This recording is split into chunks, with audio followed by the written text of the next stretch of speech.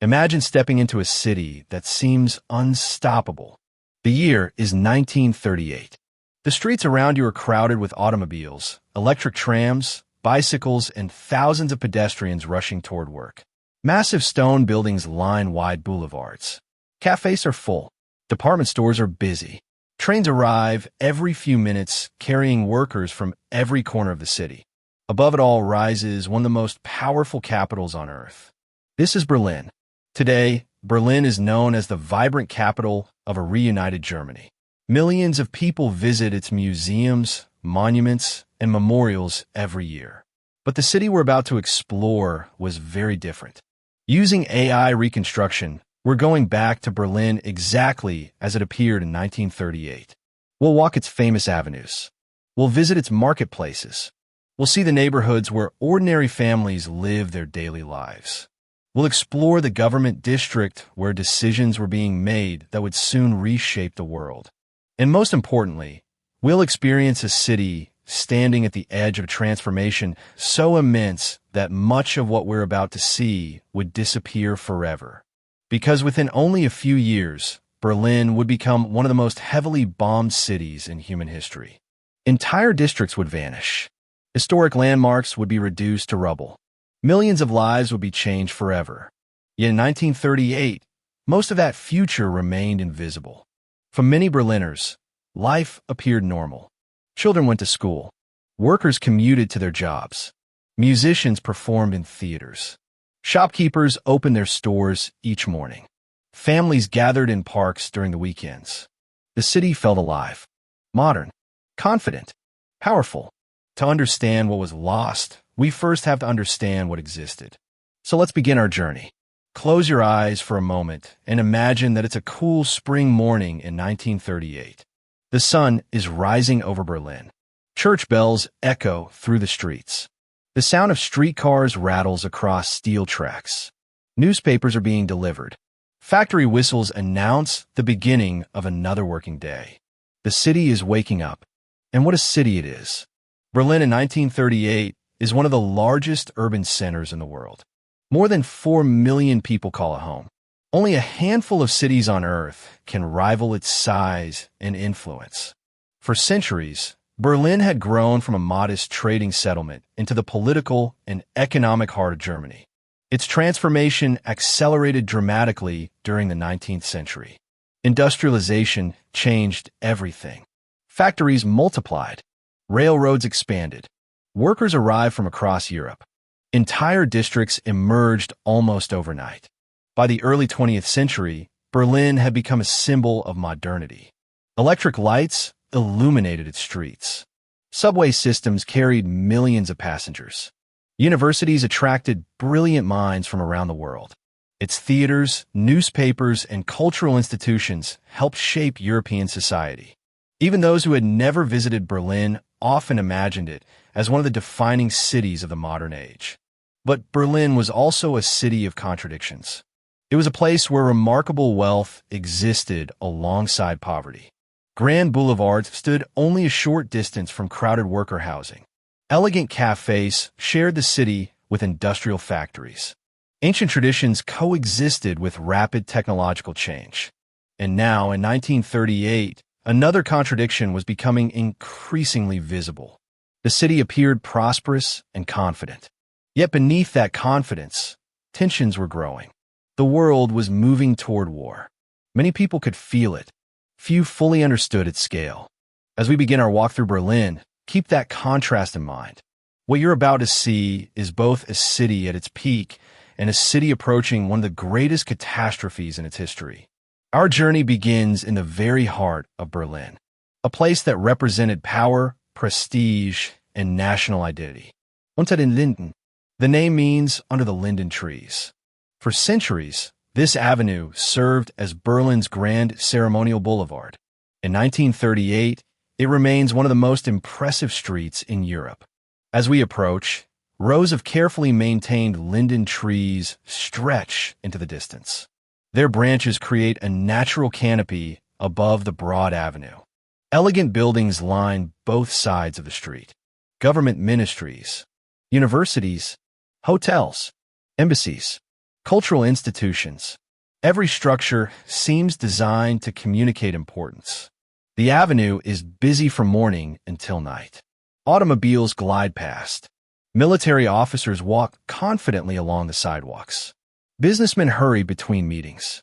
Students gather near university buildings. Tourists pause to admire famous landmarks. The atmosphere feels energetic, purposeful, powerful. Standing here, it is easy to understand why visitors often describe Berlin as a city destined for greatness. The architecture reinforces that impression. Massive stone facades dominate the streetscape. Columns rise toward the sky. Sculptures decorate rooftops. Monuments commemorate historical victories and national achievements. Everything appears solid, permanent, enduring. Yet history would prove otherwise.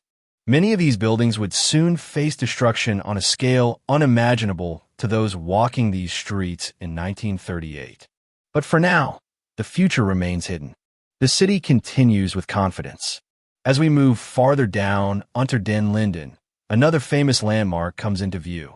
The Brandenburg Gate. Today, it is one of Germany's most recognizable symbols. Millions photograph it every year. Yet in 1938, the gate serves a somewhat different purpose. It is not merely a historical monument. It is an active centerpiece of political ceremonies, public events, and national celebrations. Originally completed in the 18th century, the Brandenburg Gate was inspired by classical Greek architecture. Its 12 massive columns support an impressive structure crowned by the famous quadriga sculpture. For horses pull a chariot driven by Victoria, the goddess of victory. The monument had witnessed generations of history. Kings, emperors, revolutions, wars, political upheavals. Now it stands at the center of another pivotal moment. Crowds regularly gather nearby. Military parades pass through the area. Government officials conduct ceremonial events. Photographers capture images destined for newspapers around the world. The gate represents continuity, a connection between Germany's past and present.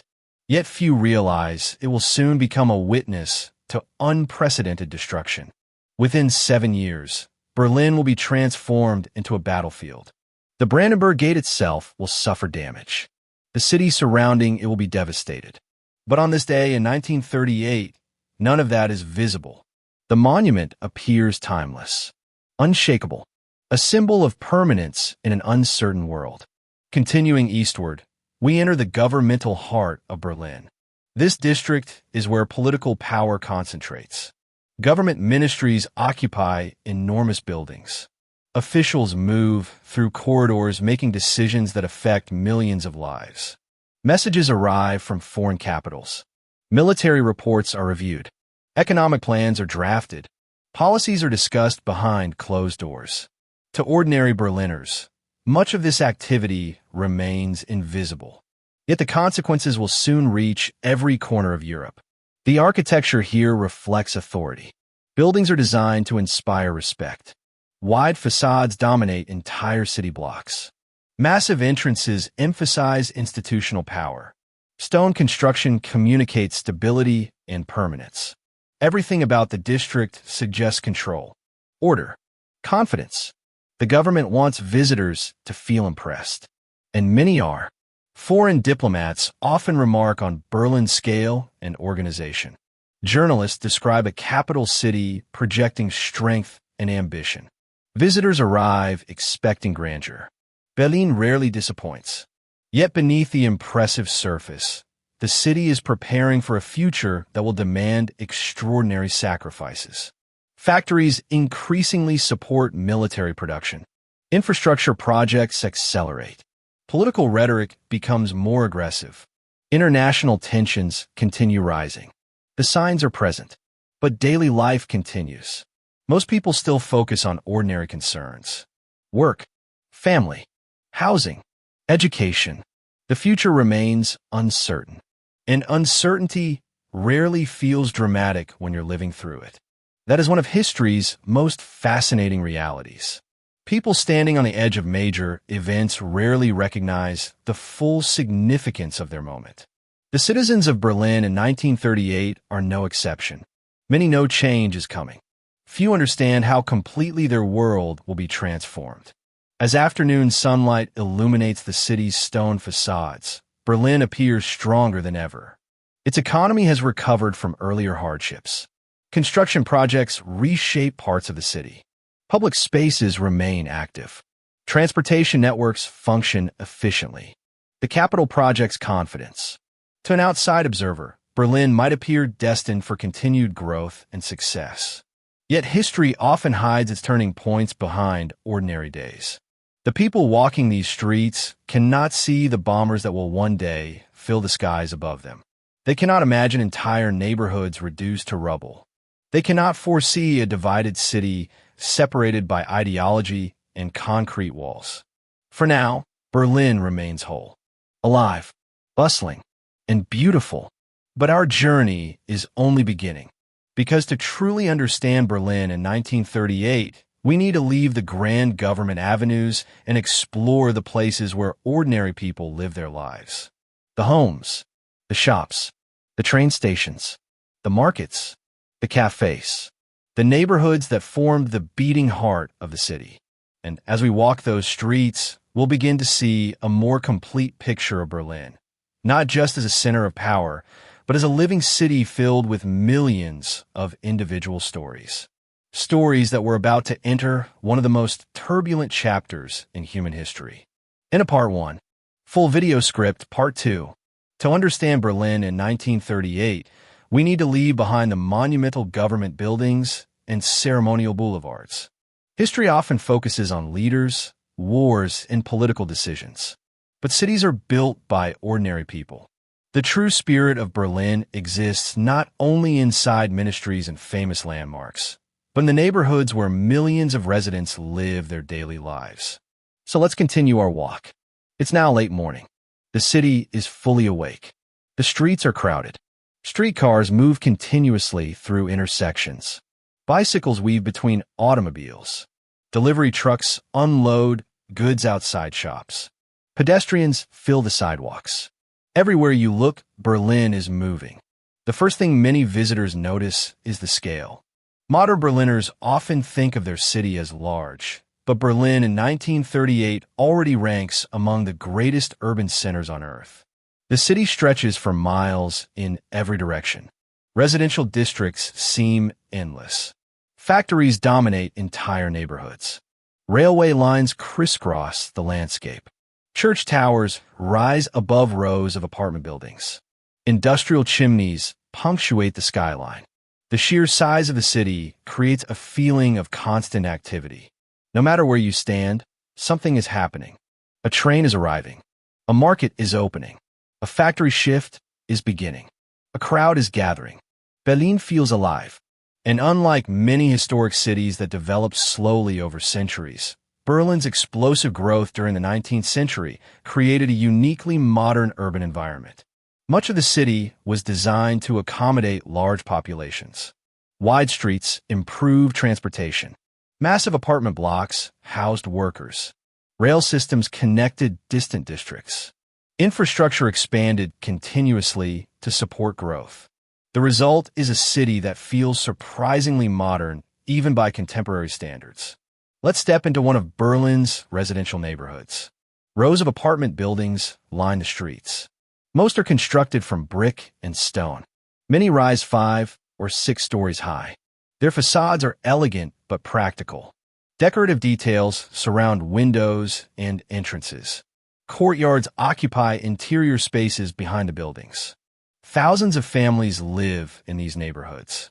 Teachers, shopkeepers, factory workers, civil servants, students, clerks, craftsmen, retirees. Berlin is home to people from every social background. As we walk through the streets, we hear conversations drifting from open windows. Children play in courtyards. Laundry hangs from balconies. Neighbors greet one another. Vendors push carts filled with produce. Life feels ordinary, comfortingly ordinary. And that normality is important to remember. When people think about Germany in the late 1930s, they often focus entirely on political developments.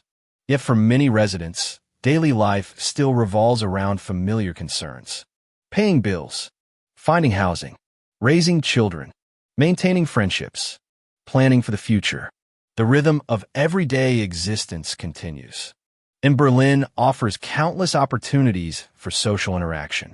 Cafés are especially popular.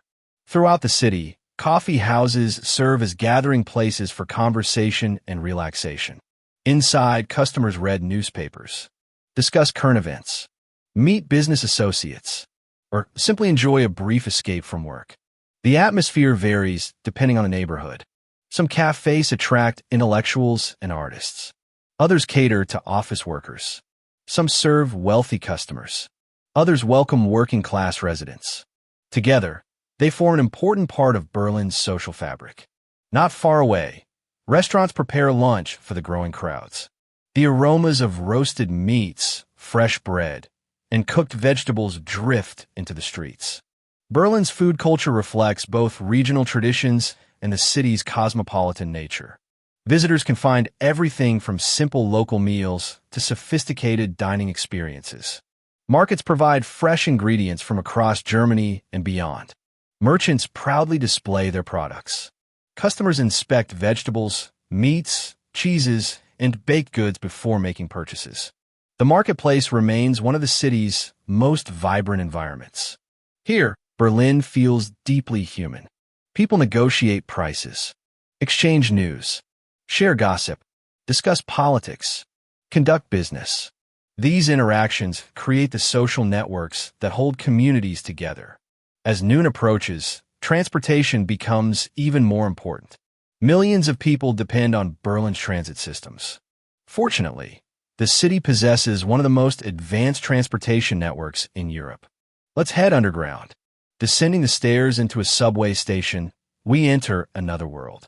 Electric lights illuminate platforms. Passengers wait patiently for trains. Announcements echo through tiled corridors.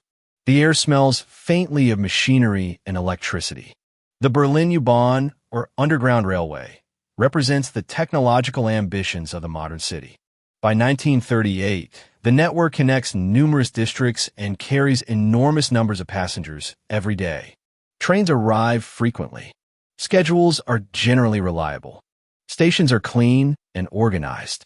For residents, the system has become an essential part of daily life. Commuters use it to travel to work. Students use it to reach schools and universities. Families use it to visit relatives and attend events. Without these transportation networks, Berlin could not function effectively.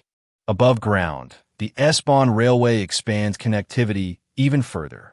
These suburban trains link central Berlin with surrounding districts and communities. Together, the U-Bahn and S-Bahn create one of the most comprehensive transit systems in the world. Watching passengers move through stations provides a fascinating glimpse into urban life. Businessmen carry briefcases. Workers wear practical clothing suited to factory environments. Students travel with books. Parents accompany children. Every train contains hundreds of individual stories, and each story contributes to the larger narrative of Berlin itself. Emerging back onto the streets, we encounter another defining feature of the city: commerce. Berlin in 1938 is not merely a political capital. It is also an economic powerhouse.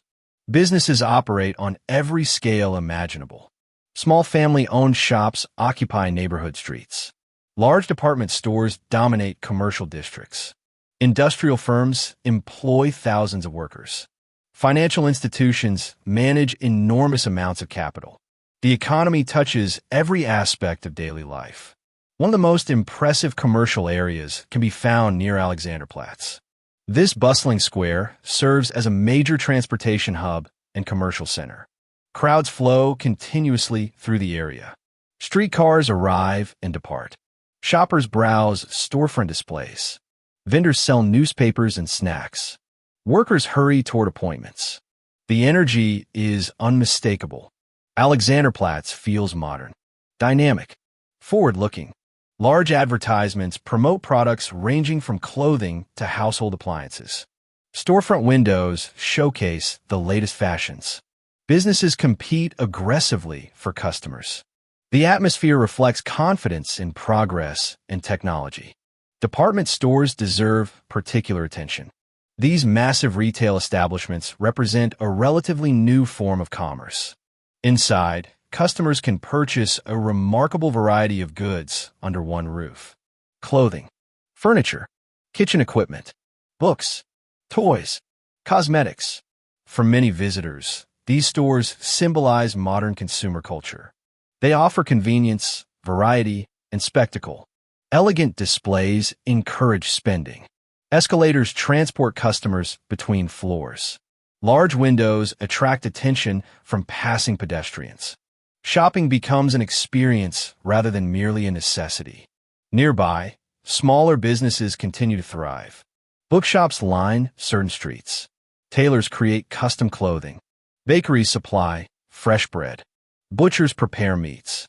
Pharmacies dispense medicines. Watchmakers repair delicate mechanisms. Each shop contributes to the city's economic ecosystem. Together, they create a vibrant commercial landscape. As afternoon approaches, industrial activity intensifies. Factories operate throughout Berlin and its surrounding regions. Their products support both domestic consumption and international trade.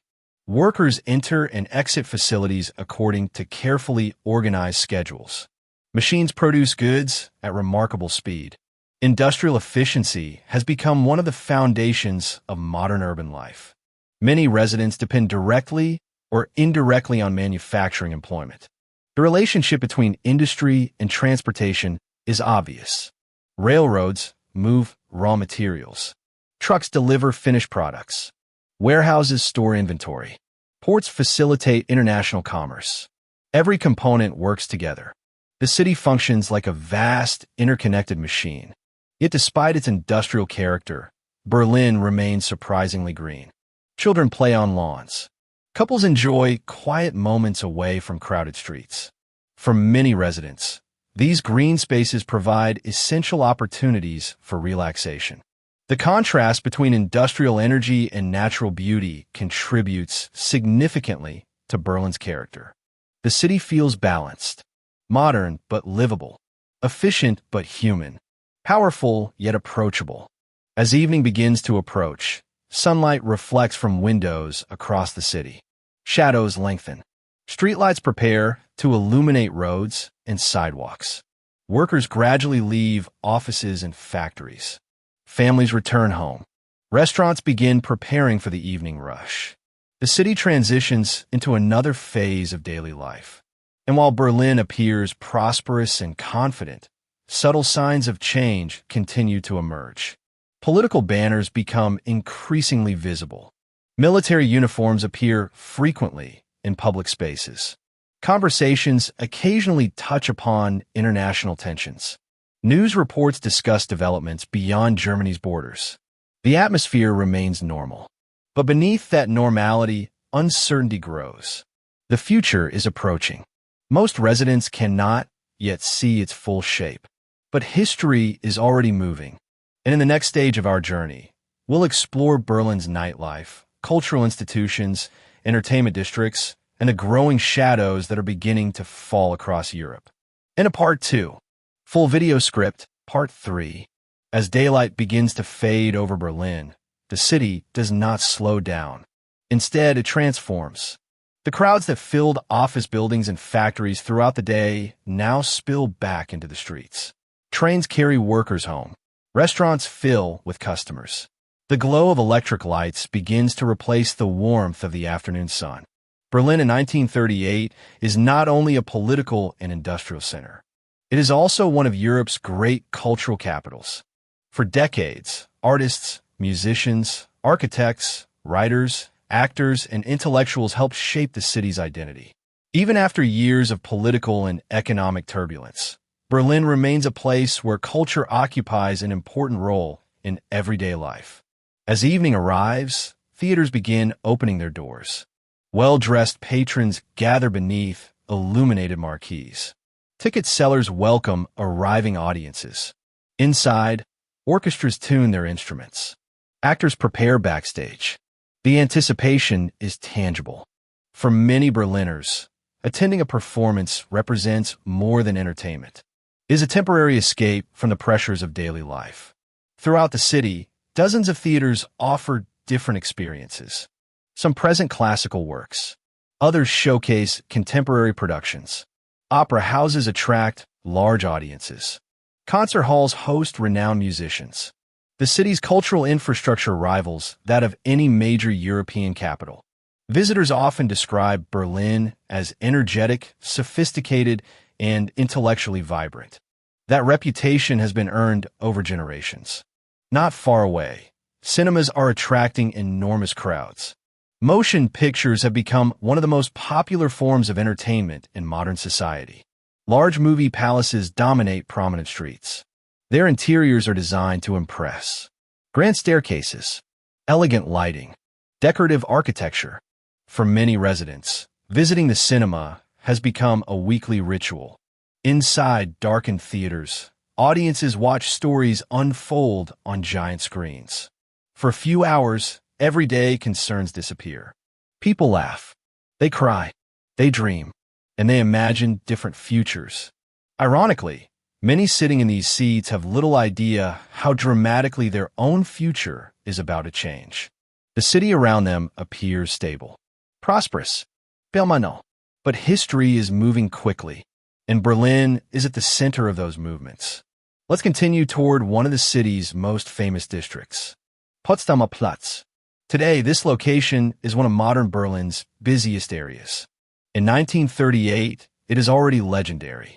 Many visitors consider it one of the most dynamic urban intersections in Europe. Traffic flows constantly through the square. Streetcars cross in multiple directions. Automobiles compete for space. Pedestrians crowd sidewalks and crossings. The sheer energy of the area is astonishing. Neon signs illuminate advertisements. Hotels welcome international visitors. Restaurants remain busy late into the evening. Cafés continue serving customers. Newsstands sell newspapers reporting events from around the world. If someone wanted to experience the pulse of Berlin, this would be one of the first places they would visit. The atmosphere feels unmistakably modern, and perhaps that is what makes the story of Berlin so compelling. When many people imagine the years before World War II, they picture a distant and unfamiliar world. But standing here in 1938, much feels surprisingly recognizable. People commute. They shop. They attend concerts. They go on dates. They worry about careers. They make plans for the future. In countless ways, their lives resemble our own. That similarity makes what comes next even more tragic. Because the people enjoying these streets cannot fully comprehend how much of their world will soon disappear. As darkness settles across the city, Berlin's nightlife begins. Restaurants fill with conversation. Music drifts through open doors. Friends gather around tables. Business deals are discussed. Families celebrate milestones. The city feels alive. Yet while many residents enjoy their evening, another side of Berlin becomes increasingly visible. The side connected to power. The side connected to politics. The side connected to decisions that will shape the 20th century. Let's return toward the government district. At night, many of the administrative buildings remain illuminated. Officials continue working late into the evening. Meetings take place behind closed doors. Documents move between departments. Telephones connect Berlin to capitals across Europe. Military reports arrive. Diplomatic communications are reviewed. Economic data is analyzed. Most of this activity remains hidden from ordinary citizens. Yet the consequences will eventually affect millions. To understand Berlin in 1938, we must recognize that it exists simultaneously in two realities. The first is the reality experienced by ordinary residents. Work, family, education, entertainment, daily routines. The second is the reality unfolding inside government institutions. Strategic planning, military preparation, political decision-making, international negotiations. These realities intersect constantly, even when citizens cannot see the connections. And by 1938, those connections are becoming increasingly important. Across Europe, tensions are rising. Newspaper headlines reflect growing uncertainty. Diplomatique dispute dominate internationale discussion. Military developments attract attention. Political leaders issue warnings. Observers begin questioning whether peace can survive. For Berliners reading newspapers each morning, these events are impossible to ignore. Yet uncertainty creates a strange psychological effect. When danger develops gradually, people often adapt to it. They normalize it. What might seem alarming in retrospect often feels less dramatic in the moment. Life continues. Bills must still be paid. Children still attend school. Businesses still operate. The ordinary routines of daily existence persist. And because those routines persist, many people assume stability will continue. History repeatedly demonstrates otherwise. As we walk through Berlin streets, signs of preparation become increasingly visible. Military uniforms appear frequently. Parades attract public attention. Recruitment efforts expand. Infrastructure projects receive additional support. Industrial production grows. None of these developments necessarily guarantee conflict, but together they contribute to an atmosphere of anticipation. Something is changing. People sense it. Few understand where it will lead. Now imagine standing in Berlin during the summer of 1938. You know Europe is experiencing political tension. You hear rumors. You read headlines. You discuss events with friends and coworkers. But you do not possess the advantage of hindsight. You do not know what historians will eventually write. You do not know how many cities will be destroyed. You do not know how many lives will be lost. You only know the present. And the present still feels manageable. That perspective is crucial, because when we look backward through history, we often assume disaster was obvious. For those living through events, it rarely is. Berlin's residents continue pursuing ordinary goals. Young people plan careers. Families save money. Businesses invest in expansion. Couples prepare for marriage. Universities educate students who expect long futures ahead of them. The city remains filled with hope. Yet beneath that hope, anxiety grows. International crises become more frequent. Political speeches become more forceful. Diplomatic relations become increasingly strained. Every month seems to bring new uncertainty. And still, Berlin continues functioning. The trains run. The shops open. The theaters perform. The parks welcome visitors. The city appears strong, perhaps stronger than ever. That appearance of strength reinforces confidence among many residents. Berlin has overcome difficulties before. Economic crises, political instability, social upheaval. Why should the future be any different? But history sometimes moves toward moments from which there is no easy return. By late 1938, Europe is approaching such a moment. The warning signs are accumulating. The pace of events is accelerating. The distance between peace and war is shrinking. Most people do not yet realize how little time remains. Tonight, however, Berlin still shines. Streetlights illuminate grand boulevards. Music fills entertainment districts. Families gather around dinner tables. Friends meet in cafes. The city remains vibrant, beautiful, confident, alive. And that is precisely why this moment matters. Because we are witnessing Berlin at one of the final points before everything changes. Soon, the tensions that have been building beneath the surface will erupt into open conflict. The ordinary routines of daily life will be disrupted. The city's infrastructure will be tested. Its buildings will face destruction. Its population will endure hardships beyond imagination. But that future has not arrived yet. For now, Berlin remains a city of possibilities. A city filled with millions of people pursuing ordinary dreams. A city unaware that it is standing only months away from the beginning of the most destructive war in human history. And in the next chapter of our journey, that war finally arrives. We will witness the outbreak of conflict in September 1939. We will follow Berlin through years of escalating violence. And we will see how one of Europe's greatest cities was transformed from a thriving capital into a landscape of ruins. And a Part 3. Full video script, Part 4.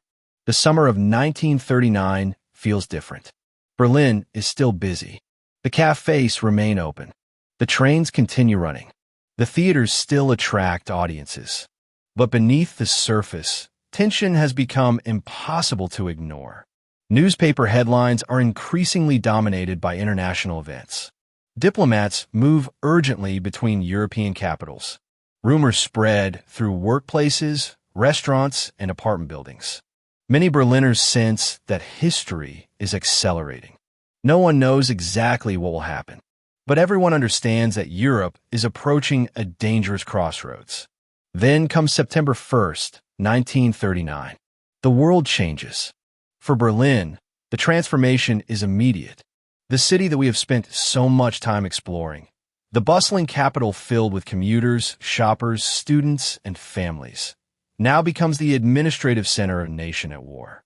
News spreads rapidly through the streets. People gather around radios. Crowds read newspaper bulletins.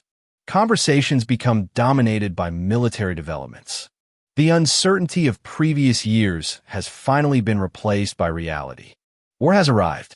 At first, however, daily life does not collapse. This surprises many people looking back at the period. Berlin does not instantly become a city of ruins. The trams still operate. Restaurants remain open. Businesses continue functioning. Children still attend school. Many residents attempt to maintain ordinary routines. In fact, during the early stages of the conflict, some Berliners experience relatively little direct disruption. The front lines are far away. Battles are reported through newspapers and radio broadcasts. For many civilians, war initially feels distant. But distance is temporary. And as the months pass, Berlin begins to change. The first signs appear gradually. Military personnel become increasingly common throughout the city. Railway stations handle growing numbers of soldiers. Government offices expand their activities. Factories increase production. Resources are redirected toward the war effort. The economy transforms. Industrial facilities that once focused on civilian goods begin producing equipment needed for military operations. Workers are expected to contribute more. Schedules become more demanding. The city's energy shifts. The atmosphere feels different, more serious, more focused, more uncertain. By 1940, Berlin remains one of Europe's most powerful capitals. Many of its buildings still stand untouched. Its streets remain crowded. Its transportation systems continue functioning. Yet beneath this appearance of normality, the foundations of daily life are beginning to shift. Families face separation as military service removes fathers, brothers, and sons from their homes. Businesses struggle with changing conditions. Consumer goods become harder to obtain. Rationing increasingly affects everyday life. Simple purchases that once required little effort become more complicated. People adapt. Humans are remarkably adaptable. That ability helps Berlin survive the early years of war. But survival becomes increasingly difficult as the conflict expands. By 1941 and 1942, the scale of the war has grown dramatically. Entire continents are involved. Millions of people are fighting across vast distances. And Berlin's role as a political and military center makes it a significant target. The city still functions, but residents become increasingly aware that danger is approaching. Air raid preparations become more common. Emergency procedures are practiced. Shelters are prepared. Warnings are issued. The possibility of direct attack no longer feels theoretical. Then the bombings begin. At first, they're limited. Many residents hope the damage will remain manageable. But over time, the attacks intensify. And eventually, Berlin faces one of the largest bombing campaigns in history. To understand the scale of what happens next, imagine the city we explored earlier. Imagine Unter den Linden. Imagine Potsdamer Platz. Imagine the apartment neighborhoods. Imagine the train stations. Imagine the markets and cafes. Now imagine them beneath a sky filled with bombers. Sirens suddenly echo through the city. The sound becomes familiar. Familia. Families rush towards shelters. Workers stop what they're doing. Transportation systems halt. Lights are extinguished. People wait, listening, hoping, praying. Then come the explosions. The ground shakes. Windows shatter. Buildings collapse. Fires ignite. Entire streets disappear beneath smoke and debris. The experience is overwhelming. For residents trapped within the city, every raid creates uncertainty. Will their home survive? Will their family remain safe? Will their neighborhood still exist when morning arrives? No one knows, and that uncertainty becomes a constant companion. As the bombing campaign intensifies, destruction spreads across Berlin. Industrial districts are hit. Residential neighborhoods suffer severe damage. Transportation infrastructure is targeted. Historic landmarks are affected. The city that once symbolized modern urban achievement begins to fragment. Fires become one of the greatest dangers. Bombs do not simply destroy individual buildings.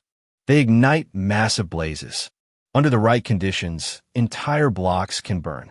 Flames leap from structure to structure. Smoke fills the sky.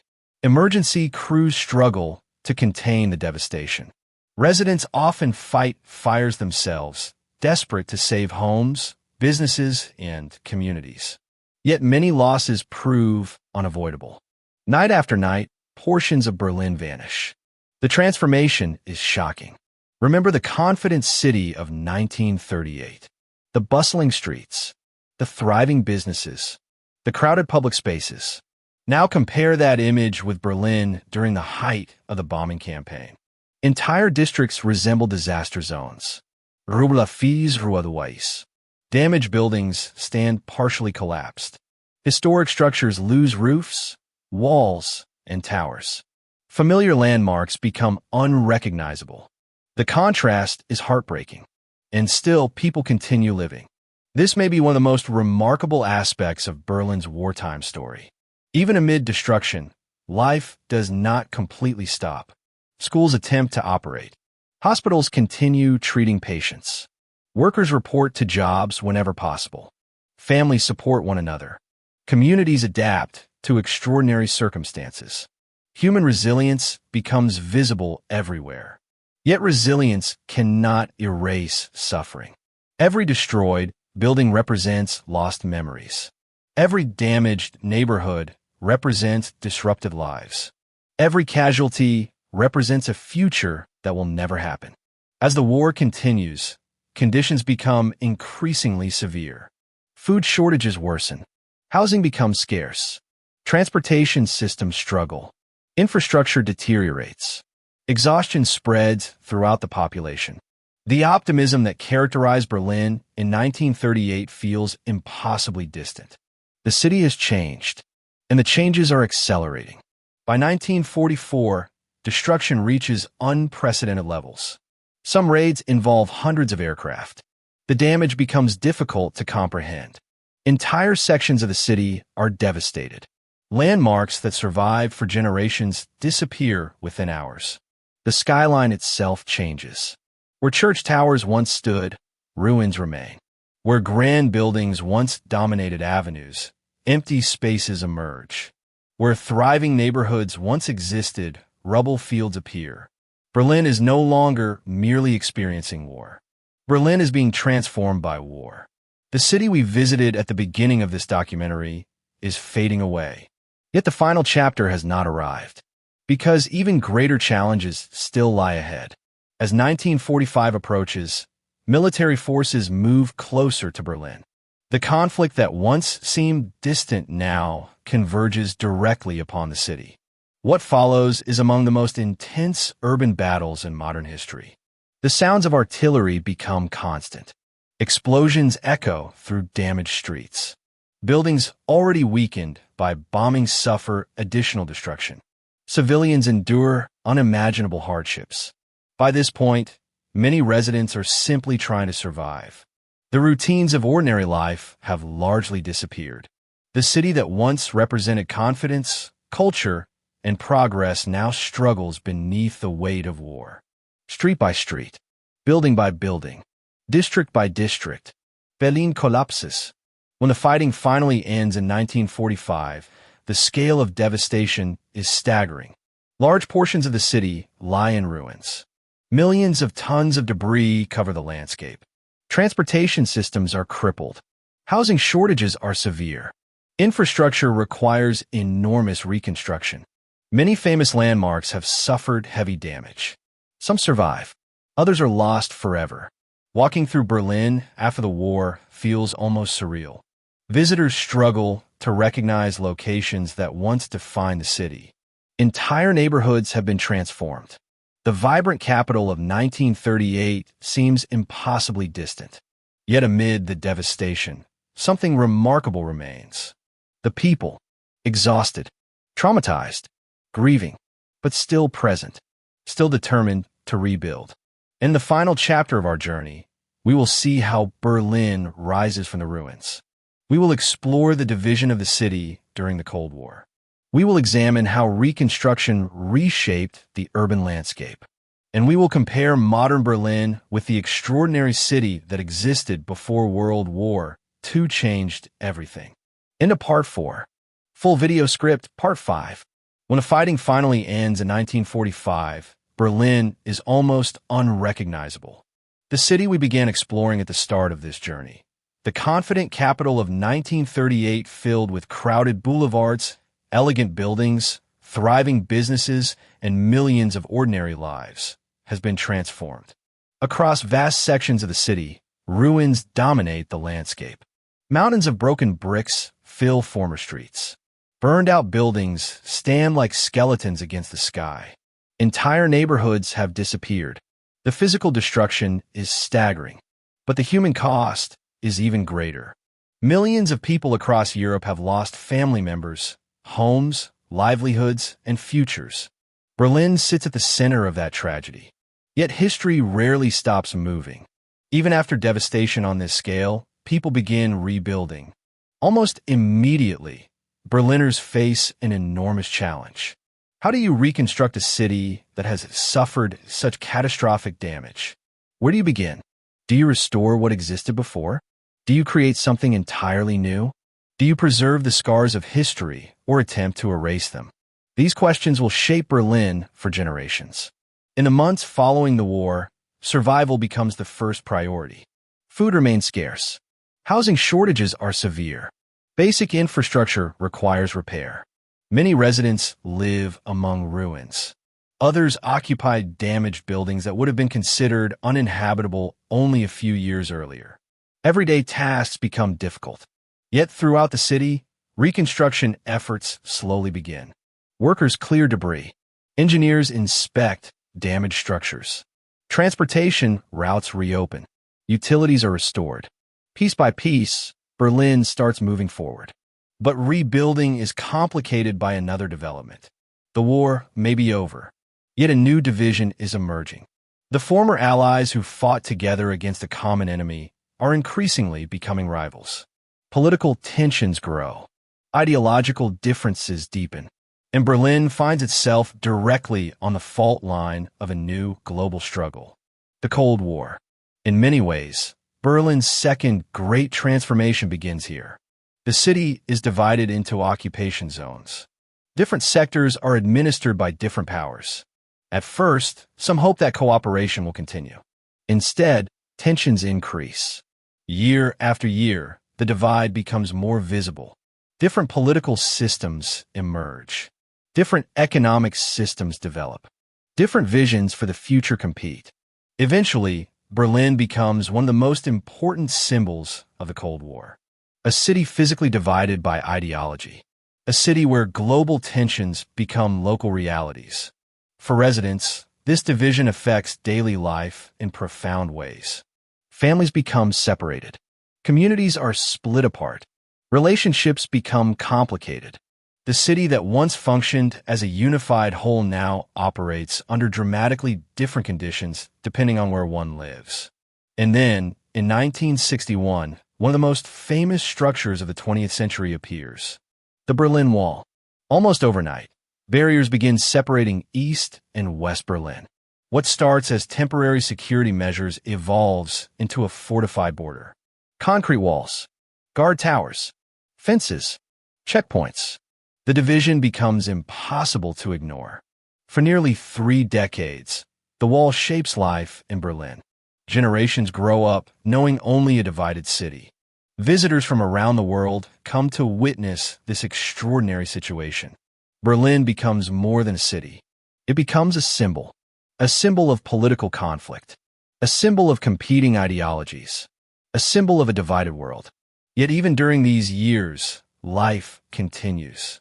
Businesses operate, schools educate students, families adapt, culture evolves, new buildings rise, neighborhoods develop. Berlin refuses to disappear. The city continues reinventing itself. And perhaps that is one of the most remarkable themes in its history. Reinvention. Again and again, Berlin faces challenges that seem overwhelming. Again and again, it changes, survives, adapts, moves forward. Then comes another historic turning point. 1989. For years, few people could predict exactly when change would arrive. But when it does, it happens with astonishing speed. The Berlin Wall falls. Crowds gather. Celebrations erupt. Families reunite. People climb onto the wall. Some begin breaking pieces away with hammers. Scenes broadcast around the world capture moments of joy, relief, and disbelief. For many Berliners, it feels like witnessing history in real time. Because that is exactly what it is.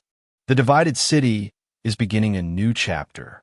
And with reunification comes another wave of transformation. Construction projects reshape entire districts. Infrastructure is modernized. Historic buildings are restored. New architecture rises alongside surviving landmarks. Investments pour into the city. Berlin once again becomes the capital of a united Germany. The rebuilding process is extensive. Some areas attempt to recreate historical appearances. Others embrace contemporary design. Debates emerge about preservation, memory, and identity. How should Berlin remember its past? Which structures should be restored? Which ruins should remain? Which stories should be emphasized? These questions continue influencing urban development even today. Now, let's return to the present. Imagine standing once more beneath the Brandenburg Gate. Tourists walk through the monument. Photographs are taken from every angle. Street performers entertain visitors. Cyclists pass by. The atmosphere feels peaceful. Yet if you know the history, the scene becomes far more powerful. Because this gate witnessed everything. The confidence of pre-war Berlin. The destruction of World War II. The division of the Cold War. The celebrations of reunification. It has become more than a monument. It has become a witness. The same can be said for many locations throughout the city. Walk through modern Berlin and traces of every era remain visible. Some buildings survived the war. Others were reconstructed. Some districts were completely redesigned. Others preserve fragments of earlier centuries. History exists everywhere, often layered upon itself. A medieval foundation beneath a 19th century structure. A reconstructed facade beside modern glass architecture. A memorial standing where destruction once occurred. Berlin does not hide its past. Instead, it incorporates it into the urban landscape. Visitors encounter reminders of triumph and tragedy alike. This willingness to confront history is one of the city's defining characteristics. And perhaps that brings us back to the central question of this documentary. What was lost when World War II changed Berlin forever? The answer is not simple. Buildings were lost. Landmarks disappeared. Neighborhoods were transformed. Architectural treasures vanished. But the greatest loss was something less visible. An entire world disappeared. The Berlin of 1938 no longer exists. The people who filled its cafés. The families who walked its streets. The workers who rode its trains. The shopkeepers who opened their stores each morning. The students who imagined their futures. Most never knew how dramatically their city would change. They simply lived their lives, just as we do today. And that may be the most important lesson history offers. The people of the past were not characters in a story moving toward a known ending. They were human beings experiencing uncertainty, making decisions, planning futures, hoping for better days. Much like ourselves, when we reconstruct cities like Berlin, Pompeii, or medieval London, we're doing more than restoring buildings. We are restoring perspective. We are reminding ourselves that history was once the present, that every famous event unfolded within ordinary lives, that every great transformation affected real people, and that the world we consider permanent is often more fragile than it appears. Look once more at Berlin in 1938. The crowded streets, the grand boulevards, the busy stations, the thriving businesses, the families enjoying parks and cafés. Everything felt permanent. Yet within a few years, much of it will be gone. Now look at Berlin today, a modern capital, rebuilt, reunified, alive once again, different from the city we visited, but connected to it in countless ways. The story of Berlin is not merely a story of destruction. It is also a story of survival, of adaptation, of memory, of resilience. And perhaps that is why the city continues to fascinate people around the world. Because Berlin reminds us that even after immense tragedy, renewal remains possible. The city has fallen. The city has risen. And its streets continue carrying the echoes of every era that came before. Thank you for joining this journey back to Berlin in 1938. A city standing at the edge of history. A city transformed by war. And a city that, despite everything, found a way to endure.